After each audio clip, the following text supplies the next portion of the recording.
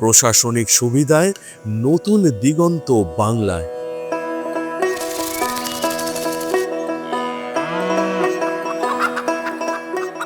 অনেক পরিবারকেই আগে সরকারি কাজের জন্য অনেক দূরে যেতে হতো। প্রশাসনিক পরিষেবাকে যে সরকার আপনাদের দোরগোড়ায় পৌঁছে দিয়েছে, সেই মা মাটি মানুষের সরকারই এবার প্রশাসনকে আরও জনদরদি করে তুলতে সচেষ্ট। 7টি নতুন জেলা এবং নতুন নতুন পৌরসভা তৈরির ফলে সরকারি পরিষেবা অনেক দ্রুত ও সহজেই হাতের নাগালে পৌঁছে যাবে। জেলা ও পৌরসভাগুলির সুচিন্তিত ভৌগোলিক পুনর্গঠন মানুষের প্রশাসনিক প্রয়োজনগুলির এক স্থায়ী সুরাহা নিশ্চিত করবে।